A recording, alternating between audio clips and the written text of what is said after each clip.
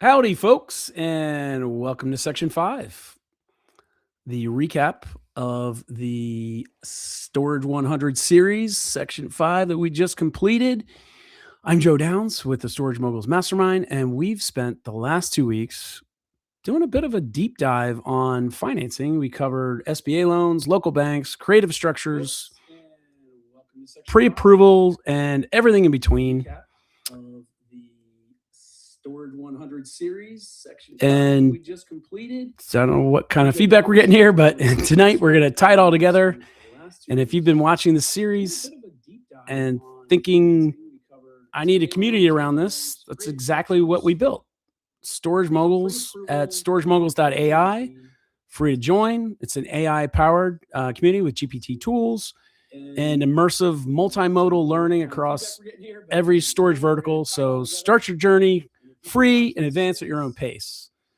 And I'm going to see if there is a way to stop this. Is there any tech help I can get? It's an AI-powered community with GPT. Let me see. And immersive multimodal. Bear with me here, folks. Every storage vertical. So start your journey. Let me just see. I'm going to see if there is a way to stop this. Yeah, I'm wondering if there's... Oh, all right. Apologize. That was insane. And because it was insane, I will start over, I think, because that was not fun. So again, apologies, everybody. Welcome to the Section 5 recap of the Storage 100 series. You probably did hear that I'm Joe Downs with Storage Moguls Mastermind. I'll skip over what I just kind of covered. But what I was saying was, if you've been watching the series and you think you need a community around all this, you want to join a community that is not a tech community, obviously, but a storage community, that's exactly what we're building at Storage Moguls, storagemoguls.ai. I'm embarrassed to say we're an AI-powered GPT tooled community at this point. But we're leaning heavily into AI. It's driving not only how we're learning, it's a multimodal immersive experience where we're teaching folks how to everything from start to finish in storage. We're just not a tech savvy company. No, that's why we need AI. So again, you can start your journey for free there, advance at your own pace. All right, diving into the recap, what we're here to talk about tonight is go over the key lessons from the past few weeks, and then I have an incredible guest, and we're going to open it up for questions, and I'm super excited for that. So because financing is often the biggest hurdle for new investors, and it's important to understand these concepts so you can confidently approach your next storage acquisition. So let's jump right into the core topics of Section 5. All right. Again, we covered a lot of ground, from the cash flow basics to advanced financing strategies. We explored different loan types, terms, and the critical difference between fixed and variable rates. And remember, understanding these elements helps you make informed decisions that impact your bottom line. We also looked at the process of packaging loans, putting it together, getting pre-approved as well, how to structure them, why that's so important, and how they can not only impact your interest rate and terms, but they also might be the difference between getting approved and not getting approved. So that loan package and business plan, everything that goes into it is critical. All right, let's flip over to some of the other impactful takeaways, starting with the first-year cash flow. Because first-year cash flow is where the rubber meets the road, and it's often very different from your pro forma. Your pro forma shows potential, but the first year reveals the true operational reality. So it's vital to budget conservatively and always add that, remember that 15% buffer to your expenses if you're doing the back of the napkin math, because that buffer is going to protect you from unexpected costs and ensures you don't run out of cash. Underestimating expenses in year one, common mistake, not a good idea. It can derail your investment. All right, let's move to another powerful financing tool, which is actually kind of the subject of the night with our guest, the SBA. SBA loans are incredibly powerful, folks. They offer significant advantages. They allow for a much lower down payment, usually 10% compared to maybe 20 to 30% or 35% even for conventional loans. Plus, you're looking at 25-year amortization and maybe, depending on the product type, maybe lower interest rates. Maybe when we're looking at development, stuff like that. So we also got to remember we might have a longer approval process if it's a more complicated or complex loan like a development. Otherwise, you're probably looking at 60 days, maybe 90 if it's a little more complex. The 90 day timeline is a trade-off, right? For the favorable terms and lower upfront cash. Not that big a deal. And frankly, I'm not sure you're getting conventional on a complex or development loan done in less than 90. I guess you can, but it's not like it's going to be crazy fast. Again, for most SBA funded traditional value add type of investments or just regular acquisitions, you're not going to find, if you use a preferred lender, a preferred SBA lender like the guest we have tonight, you're going to find there's absolutely no difference in timeline between conventional and SBA if it's just a straight up purchase. I don't want to go too deep here because our special guest tonight can go as deep as you guys want with your questions. So I'll keep moving along. Next, we looked at the critical decision. Do we go fixed versus variable interest rates? Remember, we decided between fixed and variable rates. The decision between fixed and variable rates depends entirely on your investment horizon. So we talked about if you want to hold a property for 10 years or more, maybe you go fixed rate, lock in your cost of capital for the long term. Provide stability and predictability, protecting you from interest rates right down the line. But if you know you're only in this for 3 to 5 years, maybe a variable rate could save you a couple bucks along the way, and maybe even more if rates drop during that time frame. So remember to always ask about rate caps, though, on variable loans to understand your maximum exposure. So it's not always a go-to just if it's a shorter time period, but it's something you should look at. Choice can significantly impact your long-term profitability, so choose wisely. Onward to the pre-approval, which isn't just a formality. If you recall, we spent some time on this. It's a strategic move that can make or break your deal. Getting pre-approved before you even start shopping can show a seller that you're serious. It also could speed up the closing process significantly and helps you avoid wasting time on properties that just won't work out. So this was a lesson that helped you build on our previous discussions about understanding your financial position. Then, if you remember, we explored how to get creative with your financing options, because creative financing can open doors to deals that you might think are out of reach. You don't always need a huge down payment to control the value of an asset. We talked about master leases, how they let you control a property without owning it outright. We talked about joint ventures, can allow ownership without needing all the capital yourself. And you didn't have to wait until you had hundreds of thousands of dollars saved just to be able to do all these things. That approach can directly complements the pre-approval process, by the way, we just discussed. So they're tools in the toolbox. Remember, though, the downsides to them, you get more complex legal documents. We got to definitely bring in attorneys. And who knows how much we're giving up. Again, they're tools. I'm not saying they're bad. I'm not saying they're perfect. Just saying they're tools. And every deal is different out there. So it's important to know, more importantly, is what all the tools are. All right. Including the SBA. So it's time for the main event. So in a second, we're going to open up for questions. And it's your turn to ask anything about anything we just covered in the last 2 weeks: financing, lenders, creative deals. Drop your questions in the chat right now. If you happen to be watching the replay, feel free to comment. But if you're watching live, and you are, if you had to just endure my lack of tech prowess, put the question right in the chat and we'll get an answer for you. Because remember, after our Q&A, we're going to come up. I'll give a little preview of what we're going to talk about in section 6. But for now, it is time to bring on our special guest, Ann Mino, who sits on Live Oak Bank's self-storage lending team, which is a team that has done more self-storage loans. I should probably bring her in while I'm introducing her. Hold on. Sorry, Ann. I know you're listening, but you might as well join me. Join the tech mess here. I was just introducing you as someone who sits on the Live Oak team, and you've done more. I'll let you expound on this if you want. Done more.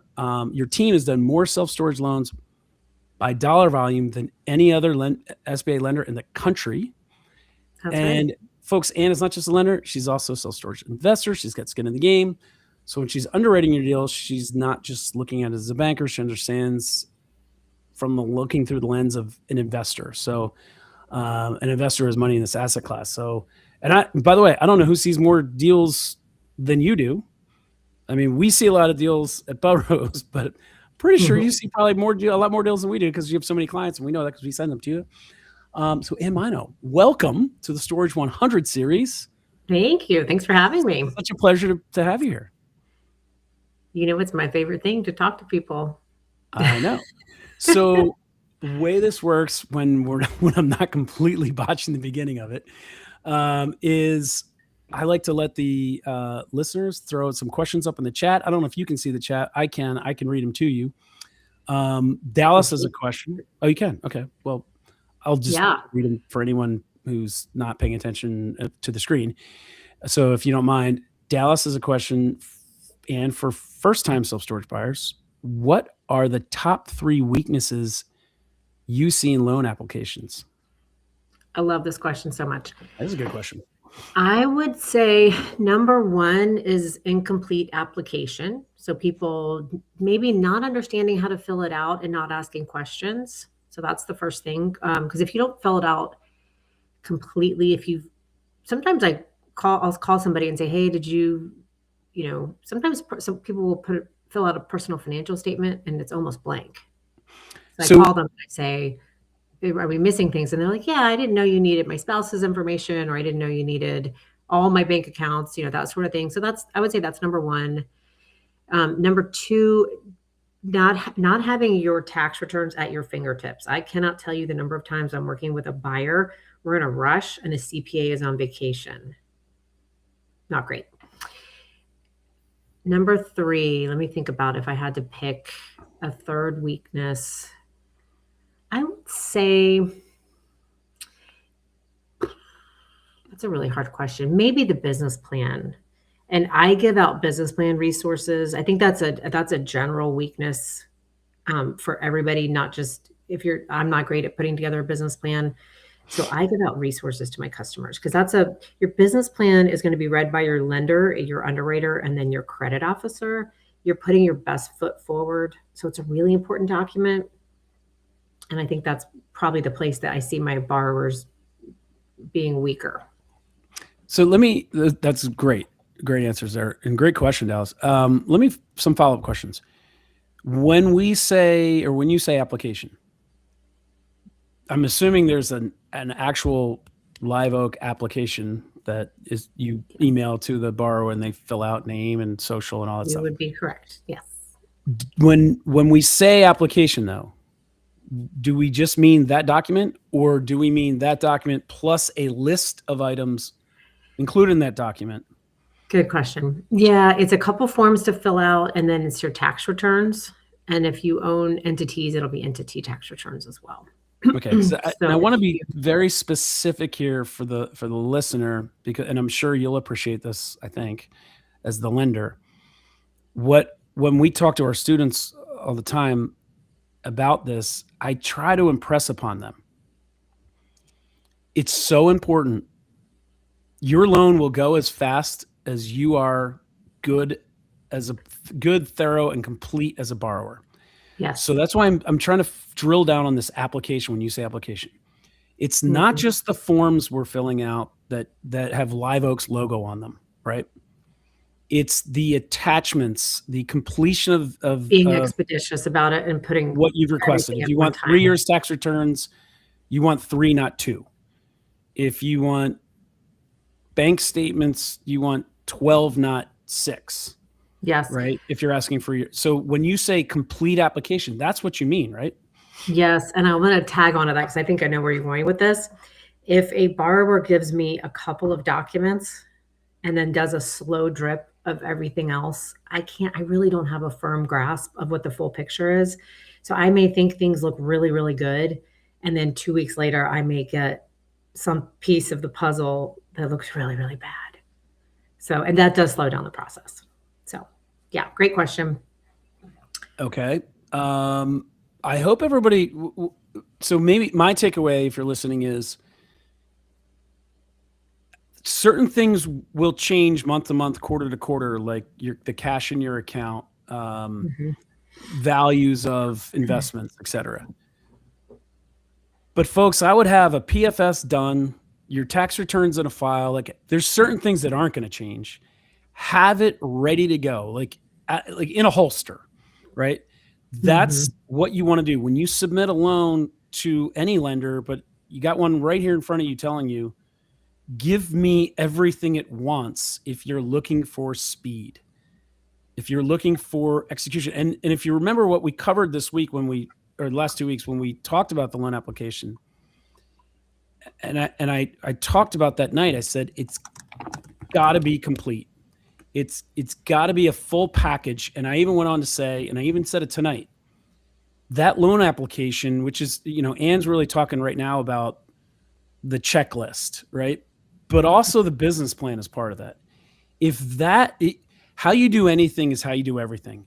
If you're demonstrating to a lender, I've got my shit together, here's my entire package, here's my Mhm. business plan, and what's your initial reaction of that My borrower? initial reaction is I'm going to pay more attention. You're going to go to the top of my stack versus somebody that's given me one tax return and half of a PSF poorly filled But out. that's how you're managing your workflow. And then Mhm. that's great inside baseball. Thank you. So you just got the cheat code, everybody, for how to get to the top of Ann's pile.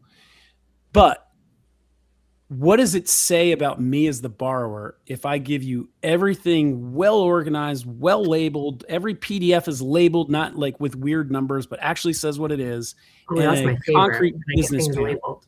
A Yeah, so concrete that tells business me plan. that you're Does that organized, you're say thoughtful. I'm going to be a Organized, good thoughtful. owner? You got the eye of the tiger. You're probably going to be a pretty zipped up business owner.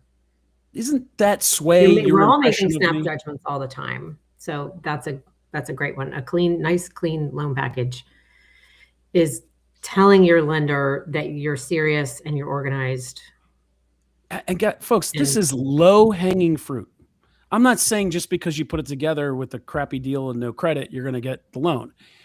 But what I am saying is, why would you let something that you control like this get in the way of Mhm. a speedy process? And I don't know if it affects your rate or where it gets you in the whole process, but it can only help to be Yep. organized in every way possible, and you get to control it. All right. I'm going to do something that is fun that I forgot I can do. I can show the question. In today's environment, and what Yep. DSCR are you targeting So, for self-storage deals? And let's keep this to the SBA. okay. So another great question from Dallas. We will finance turnaround acquisitions. In an ideal world, I want your acquisition according to your projections of what the business is going to do in that first year. I'd love to see you hit break even. I'd love to see you hit 1.15 debt service coverage in year one.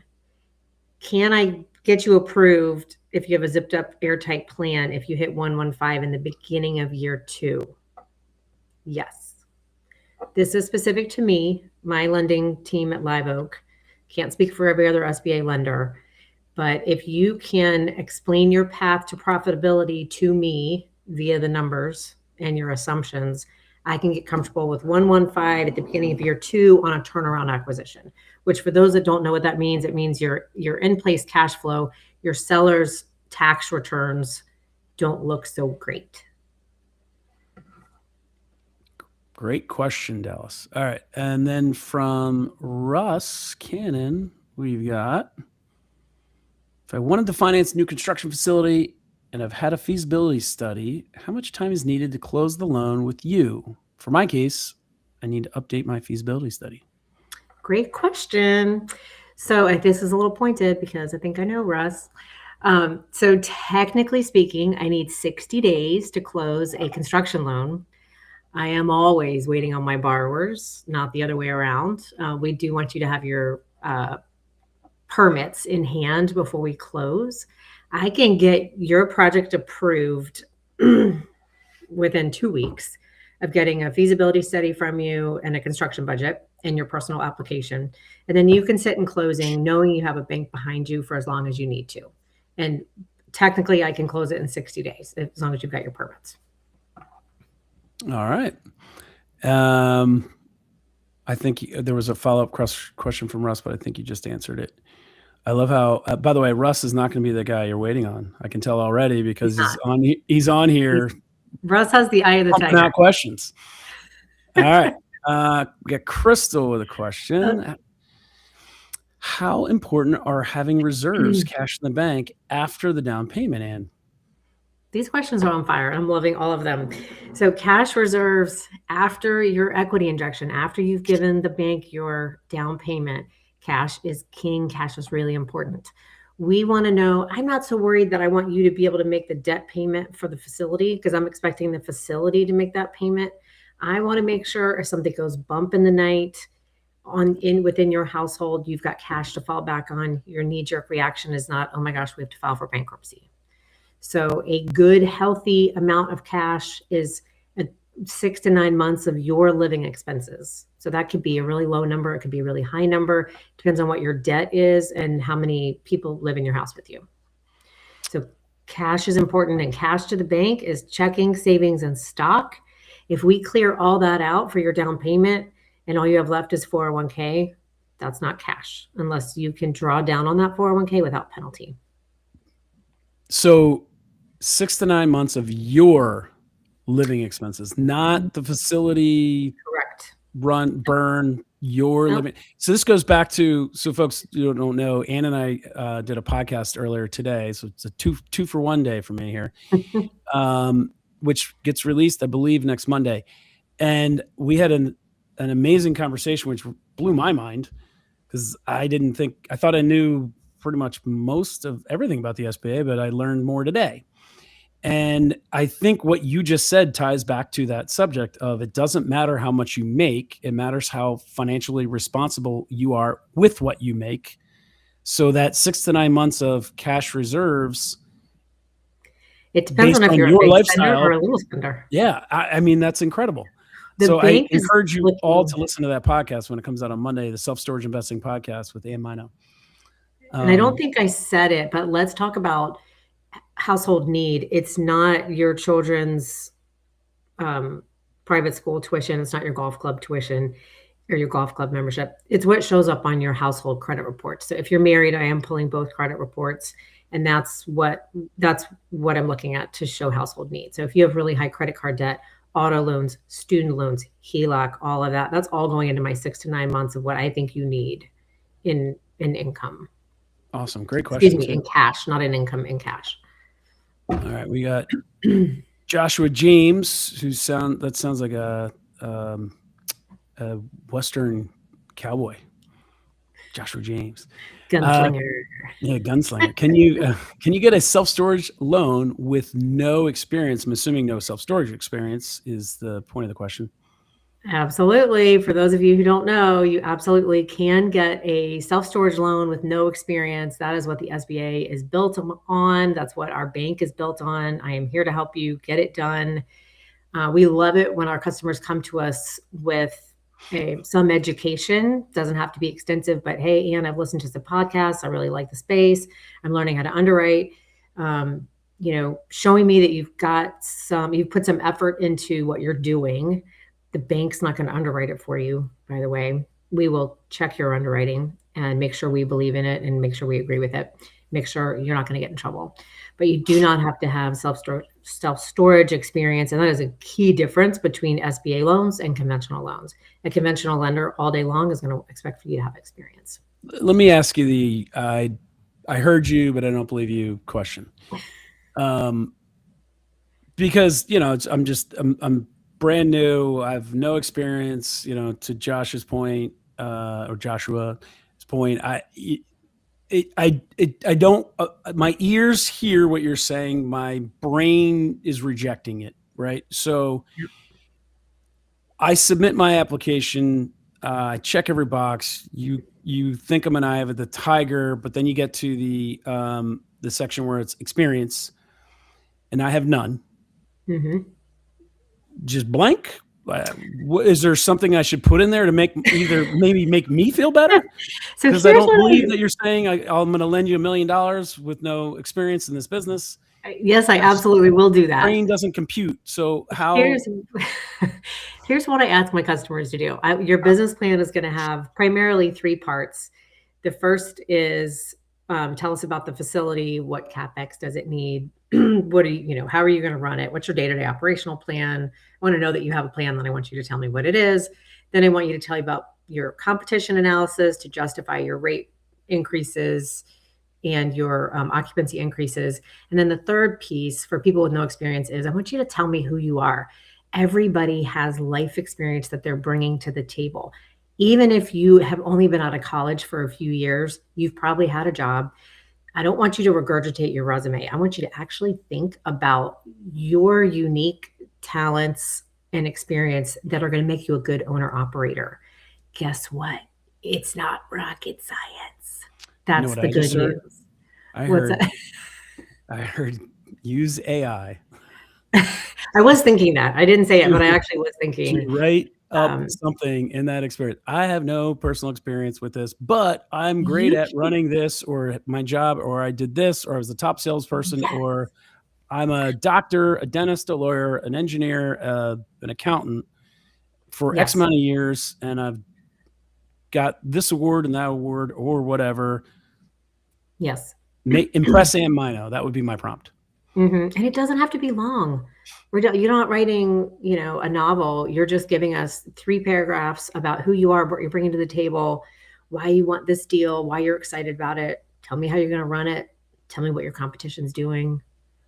This is the beauty of self-storage. It is really attainable for everybody. All right, I'm gonna flip to a kind of a follow-up question here, which is it's not a follow-up, but it's related. What are the requirements to get a 10% down payment loan? It's the loan type primarily. So let me think about that. Let me make sure I answer this the right way. Requirements to get 10%. Okay, so SBA loans, there are 2 types of SBA loans. One is called a 7A, one's called a 504.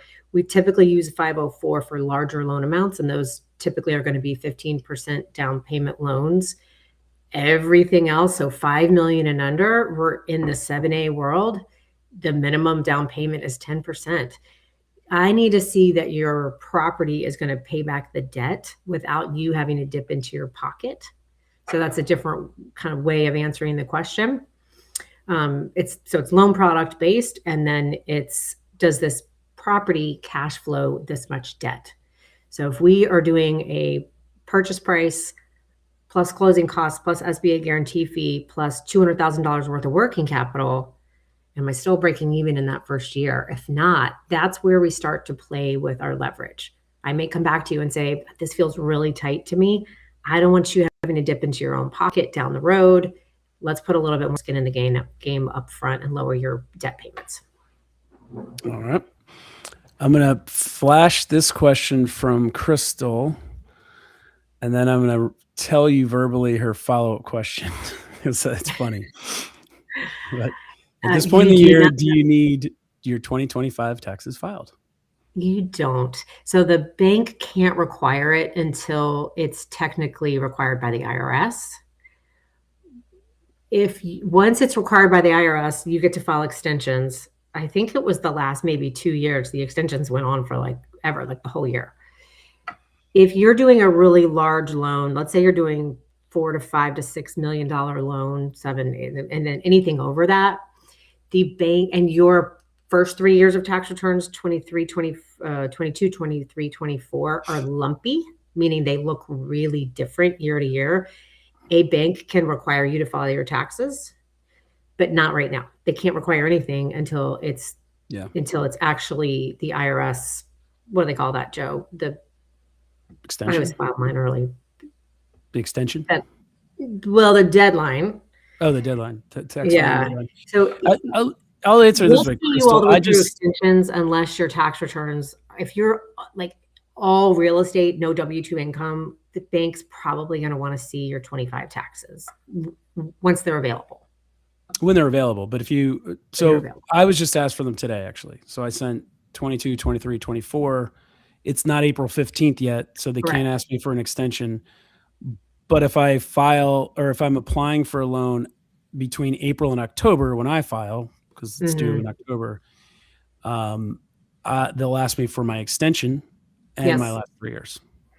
Yes, Typically. extension, they're always going to have to get a record that you are on extension. And all I'm saying is if you're doing a really large loan and your taxes are at all lumpy or questionable is not the right word, but a bank wants to feel really secure that you're not over levered.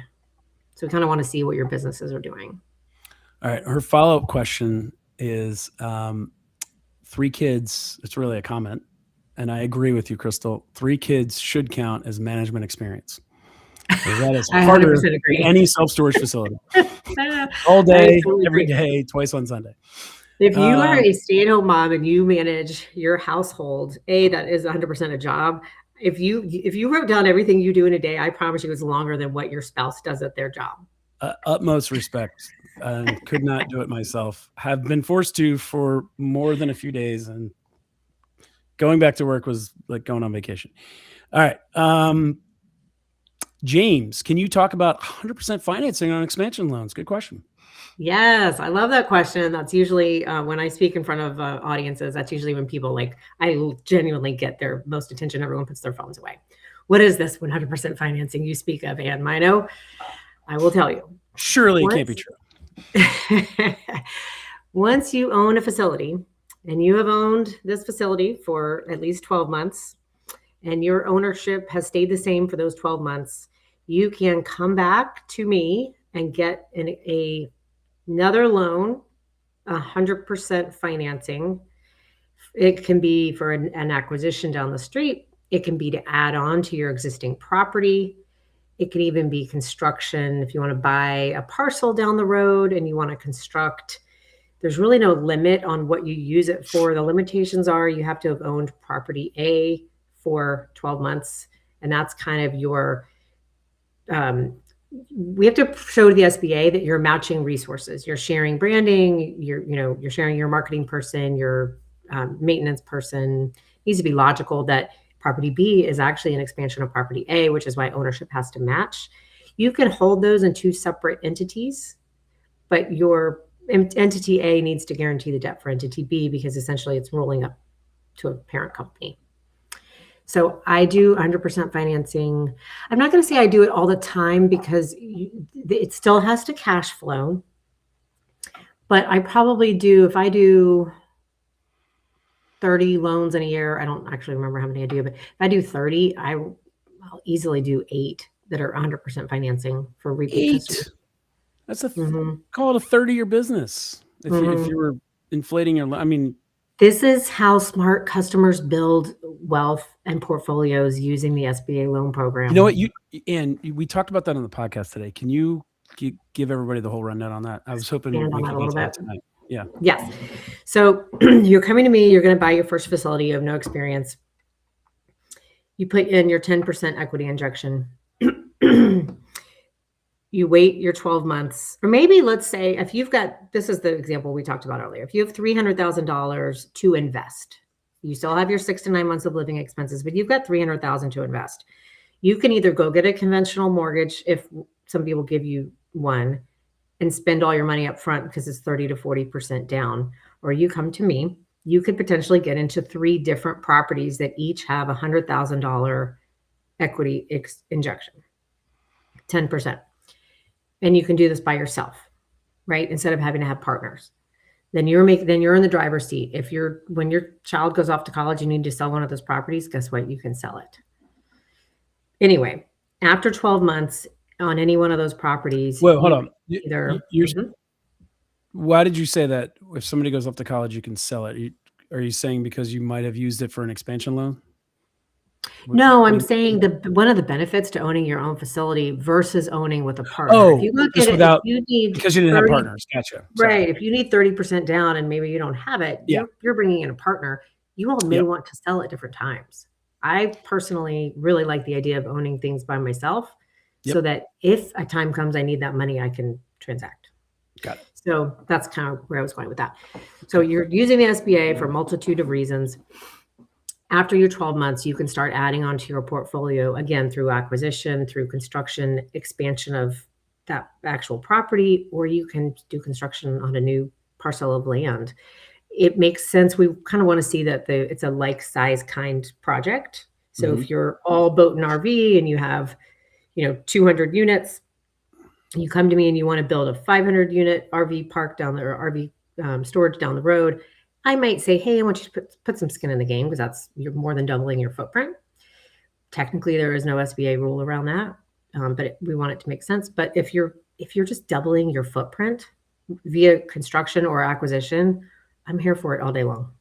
And I have a number of customers that have built massive portfolios now all over the Eastern Seaboard. So SBA is also pretty flexible with the geographic location. It doesn't have to be down the block. It can be an 8-hour drive away. So you want it to be a similar type of facility. If it's Mhm. storage, you want it to be storage. Doesn't have to be. I mean, It you can't really go it truly storage doesn't in boat have and to. RV? Storage boat and RV, or it's Yeah, I just mean, I'd be comfortable if you own a climate controlled, traditional storage building, and you just, well, first of all, if you wanted to add boat and RV, that's the easiest loan in the world, to add boat and RV to your own facility. That's a no-brainer. Adding those same buildings to your property, You're no-brainer. talking about expanding the existing property, right? Yeah, I'm but you can even talking buy a about parcel. a couple miles You know, away, an that's no hour problem. away, whatever. So That's we're fine. okay. We just got to make a good Really case not a for it. lot of guardrails on it, to be. Yeah. Okay. So it's yeah. I was gonna say Hope it I don't get in seems trouble for like it's that. interpretive for you It's guys. interpretive dance here at the SBA world on the 100% financing. All the more reason to make sure all your ducks are lined up and the application comes out of the holster and make Anne's life easier. It sounds That's like right. we could That's maybe get our loans done faster and right. better and with more approvals. So Mhm. I want to go back to because there were two things we talked about in the podcast, which were mind blowing for me. And this is one of them. So I can take I think you were starting to say 300,000, I could put a 10% down, 100,000 in each deal. Now I you're at like 3 using round deals numbers. by Now we have yourself. 3 deals. Fast forward, we're not buying them all at the same time, but if we did, 12 months go by. Mhm. Assuming we're operating well, we're checking all the boxes that make you happy, Mhm. we can now do 3 expansion loans, Yes. right? So I can Yes. take 3 deals and turn them into 6. Mhm. And I can do Yes. that in literally under 18 months Over and over and over again. until I run out of my eligibility, right? I was hoping you weren't gonna bring that up. Your SBA runway, which is I fine. There's mean, no problem with it. It's just such a deep dive. Once you run out of this runway that you'll hear people talk about, then we move you into a different loan product. So you don't have to worry too much about it. all right, forget I said runway. Truly, I'll tell you what my savvy customers do that are building portfolios. All They right, tell use us. the SBA as their little engine. They do as much as they can. When this elusive runway runs out, they start doing conventional refinances, because guess what? Now I'm really attractive to all the banks. I can do a And you cash build up out the refi. equity. You build up Yep, the I equity pull my to it. equity out. I can pull my equity out and more, and then I can come back to Live Oak and I can do it again and again and again and again. Yeah, that's the beauty That's of it. truly how we you're see people refining grow. yourself out of your eligibility so you can go use it again, That's right? right. Yes, You're clearing the deck for it. See, it's a good thing I brought it up. you clear the deck. Um, I like that analogy. That's right. so that's what you said. You have successful clients that have been doing this for not decades.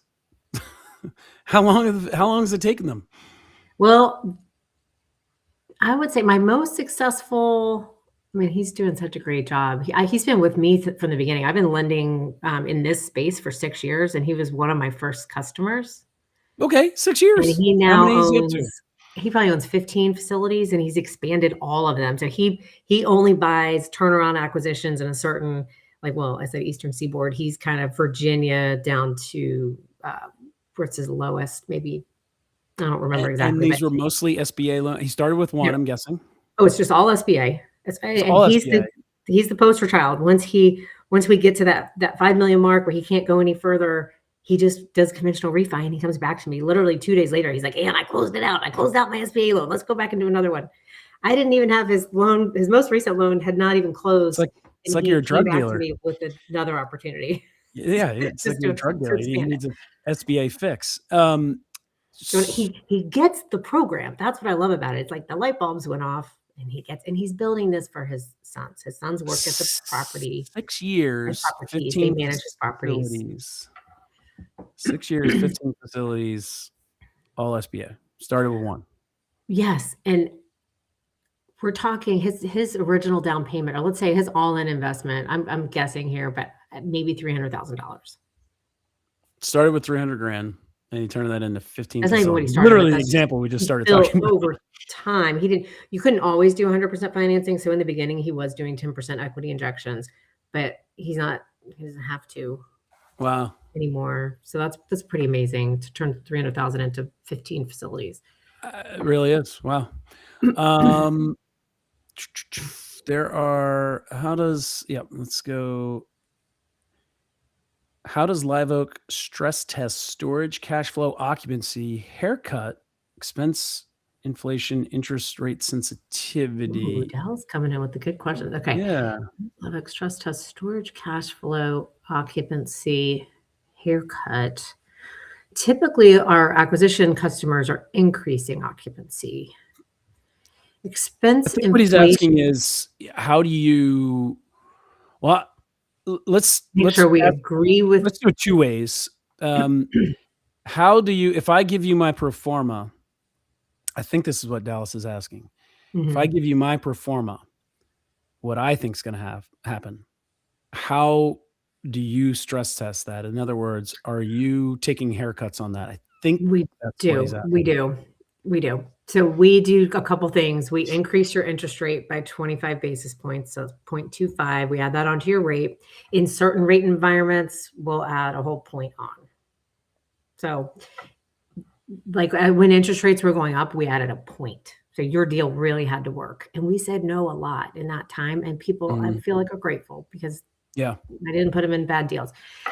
Today we're doing 25 basis points. And then we also adjust your operating margin. So if you come to me and you say, Ann, I'm going to operate this thing, it's going to be manless. I'm just going to have a hourly person come clean out my units. I'm not going to have a lot of turnover. I'm going to operate at an 82% profit margin. I'm like, okay, I'm going to give it to the underwriter. The underwriter is going to cut that back to like 65, 70%, which is just industry standard for storage. Sure. They may not give it that big of a haircut, but what we do is we adjust the operating margin just to make sure there's we like to have skin on the bone. So where I think that's really important is because we used to do this. We used to submit loan packages that were not our pro forma. They were ultra conservative. So we took what we thought was going to happen and then we dumbed it down because we didn't want the lender to think these cowboys are crazy. We shouldn't lend to them. Their projections are too, rosy and aggressive. Yeah. And they weren't. They were just realistic. So we would put a haircut on ourselves, only to find out later, well, the lender was haircutting our haircut pro forma. Yeah. So those are to the point where deals weren't working. Those are my favorite customers because I love somebody that's earnest, that is really like, Ann, this is really what it's going to be. It doesn't really happen often, but sometimes I do have to go back to people and say, hey, I'm going to also stress test this. Your leverage it's completely dependent on your debt service coverage. So if you're overly conservative, you may need to put more money into the deal. So if we have a conversation, you've told me you're overly conservative, I may say, hey, if you're comfortable, don't be so conservative because I'm going to be conservative. And that will, I can lend you more money. I always do this with the truly the purest heart. It's not about lending more money. It's just it's important to make sure you're on the same page. We need it's important to make sure. That's a great question. We need to know as the borrower how you look at what we give you. And I would say every bank is different with that too. So I'm coming at you from my bank's lens, Live Oak Bank. That's a great question to ask your lender. Yeah, no, it really is. All right. I don't know. I don't see any other questions.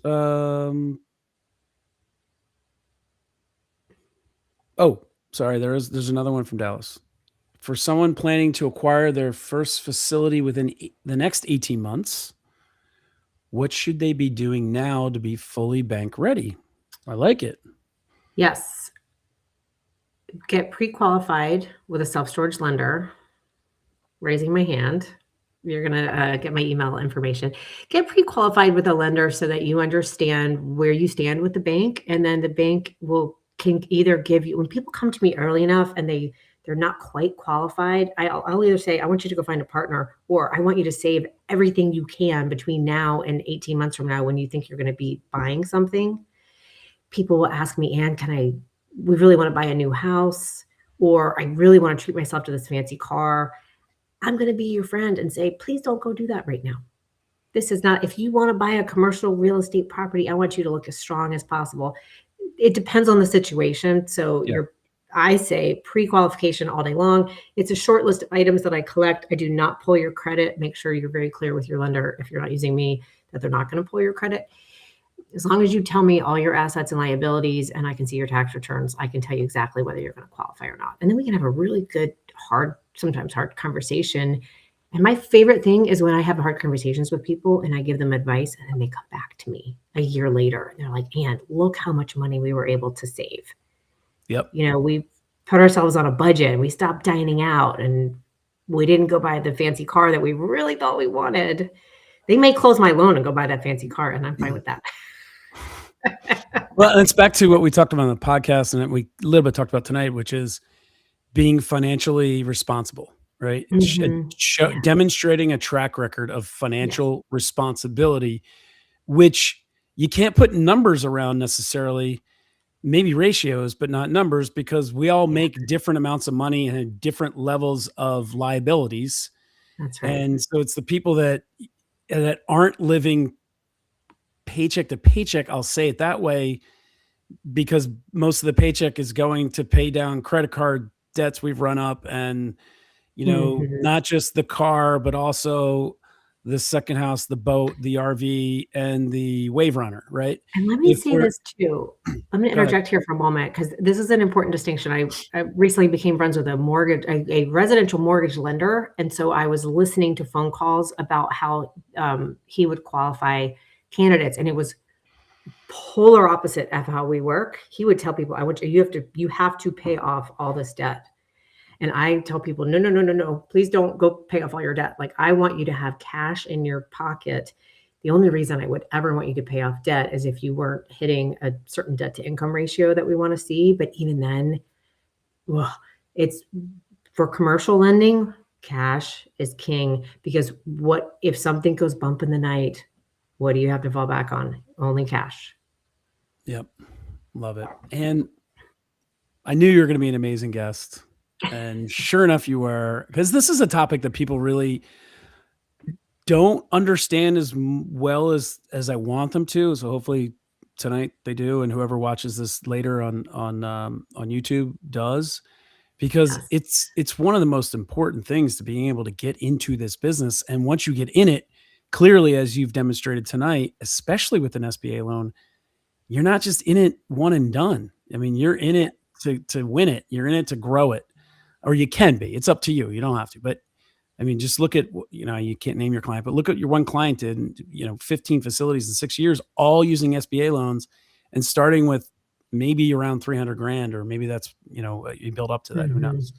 And how can people reach you? I'm sure they're going to want to. So how do we get in touch with you? Let's do email. Do you want me to say it or you say it? Go ahead. Okay. Anne, ANNE. Don't forget the E, .mino, MINO, at Live Oak like the tree, .bank. So that .bank is really important. Don't forget that part.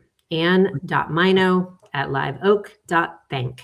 No more .coms, people. It's .banks, it's .ai these days. I love it. And thank you so much for joining us. Thank you for having me. And thanks everybody for the great questions. This was a wonderful conversation that I haven't had before. And I do lots of public speaking. So this was fantastic.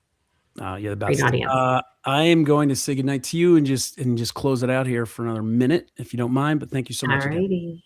Bye. All right, folks, let me get my window back here. I think we're back. All right, cool.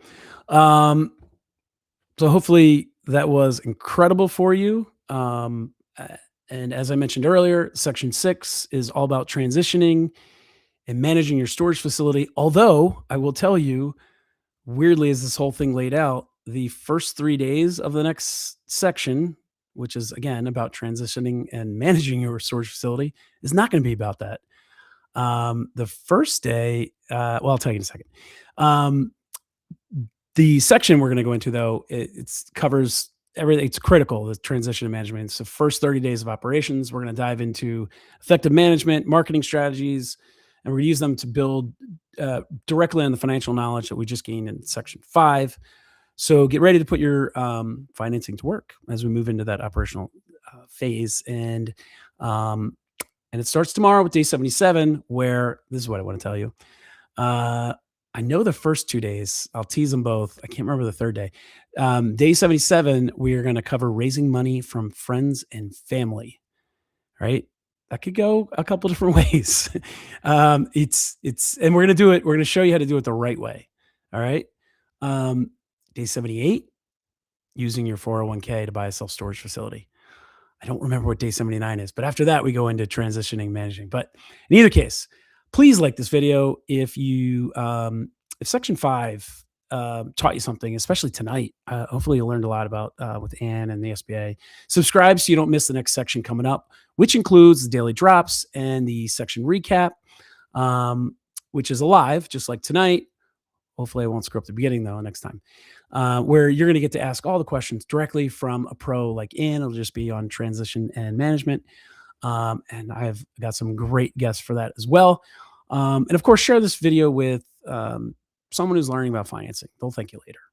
All right. Well, that wraps up section 5, financing deals. And again, next up, we're moving into the real fun.